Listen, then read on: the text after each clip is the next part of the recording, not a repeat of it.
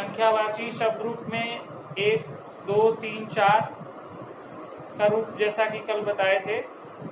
एक वचन में एक का रूप हुआ, एक, एकम, एकेन, एकस्मै इत्यादि रूप हुआ। स्त्रीलिंग में एका इत्यादि।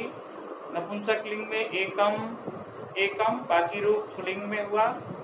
अगर और जो वाक्य प्रयोग में इसका विशेषण बनकर विशेष जैसा प्रयोग होता है, जैसे एका बालका, एका बालिका, एकम फलम।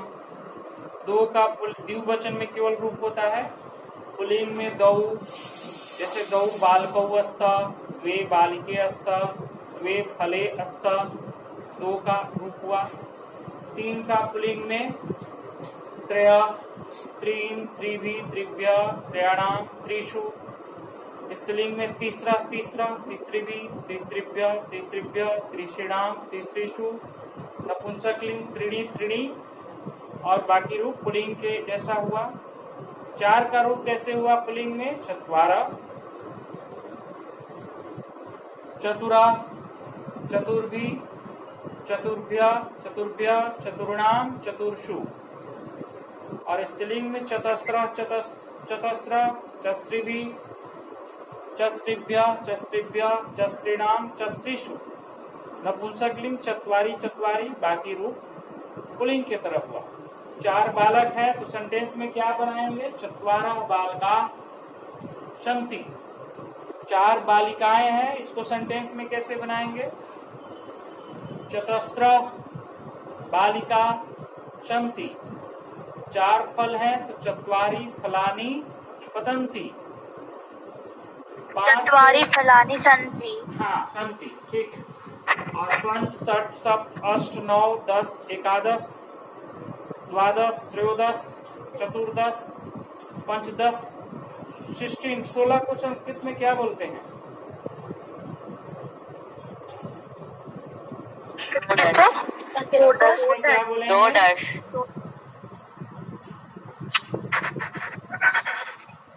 षोडश।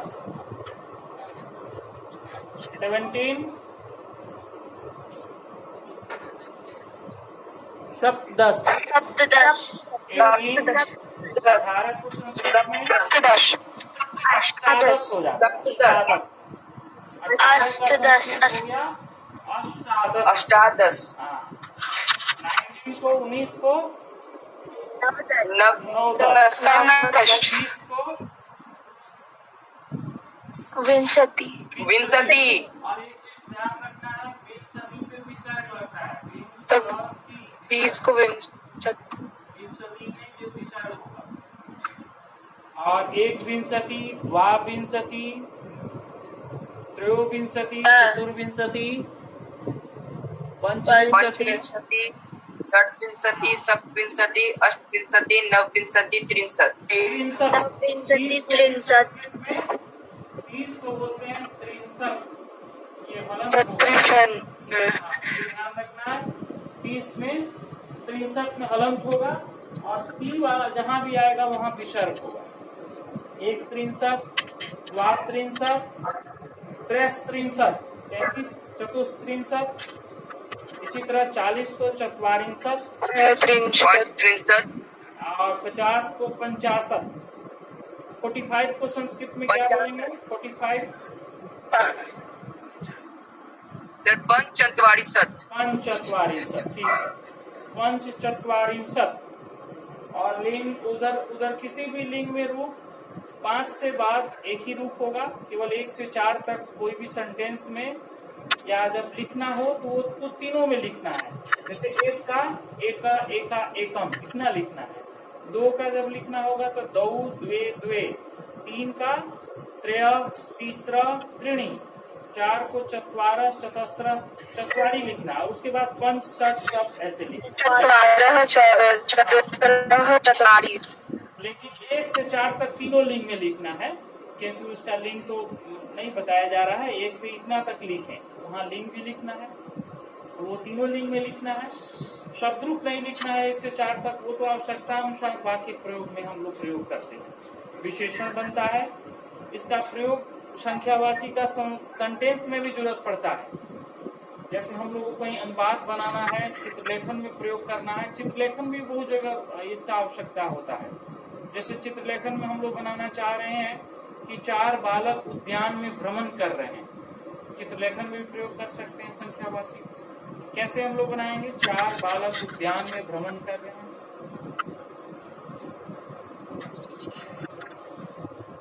चत्वारः बालकाः उद्यानं भ्रमन्ति। चत्वारः बालकाः उद्याने भ्रमन्ति। 4 बालका उद्यान में तो सप्तमी विभक्ति लगाएंगे, उद्याने भ्रमंती। 4 बालका उद्याने भ्रमंती, ऐसे हम लोग सेंटेंस में प्रयोग कर सकते हैं कहीं भी आवश्यकता अनुसार। और चित्रलेखन में भी प्रयोग करेंगे, चित्रलेखन में। और इस तरह का हम लोग का जो भी है विशेषण की तरह इसका प्रयोग करेंगे। सेंटेंस बनाना हो तो एक विशेष लगा देना। जैसे मान लो तुमको 4 से कोई वाक्य बनाना, तब उसके साथ तुमको एक उसी तरह का लिंग का बहुवचन का शब्द लगाना होगा, पुल्लिंग का। 4 से वाक्य तो 4 बालका सन्ति, 4 छात्रा क्रीडन्ति, कोई भी सेंटेंस बनाएंगे लिंग पुल्लिंग का बहुवचन लगाएंगे। इसी तरह 2 का हो तो अब 2 दिया है तो देखेंगे पुल्लिंग में ही वो सेंटेंस बनाएंगे, उसके साथ स्त्रीलिंग का प्रयोग नहीं करेंगे। 2 दिया हुआ है तो उसके साथ स्त्रीलिंग का प्रयोग करेंगे। 2 है तो दोनों में होता है नपुंसक लिंग, 2 पत्रे पत्तर। इस तरह का अगर सेंटेंस बनाने के लिए दिया जाता है तो बनाते हैं। इसके बाद जो हम लोग का एक है भू धातु है, तो भू धातु लट लकार में इसका रूप भवती भवता भवंती। भू का अर्थ क्या होता है? भू धातु का मतलब होना। होना। लट लकार में रूप हो गया भवती भवता भवंती इत्यादि। लोट लकार में कैसे शुरुआत होगा भू का? भवतु भवतां भवन्तु, भवतां भवत भवानी भवानी भवामः। भवानी, ठीक है भवानी। लंग लकार में अभवत अभवतां अभवन अभवतां अभवत अभवाम अभवाम अभवाम। हाँ, ऐसे हुआ अभवत अभवताम अभवन अभवः विसर्ग लगाएं। अभवतम अभवत, अभवत में हलंत नहीं होगा यहाँ। अभवम अभवाव और अभवाम, ये लंग लकार हो गया भूतकाल के लिए। और लेट लकार में भू धातु का भविष्यति भविष्यतः भविष्यति भविष्यतः भविष्यन्ति भविष्यसि भविष्यतः भविष्यतः भविष्यामि भविष्यावः भविष्यामः। सर लेट लकार में भविष्यति रूप होता है। और एक अस धातु होता है, उसका भी लेट लकार में भविष्यति होता है। तो बुक में अगर दिया है तो कंफ्यूज नहीं करना, अस का भी लेट लकार में भविष्यति ही होता है, दोनों का एक ही बनता है। और विधिलिंग में कैसे होगा इसका? भवेत भवेतां भवेयु भवे भवेतां भवेत भवेयं भवेय भवेम।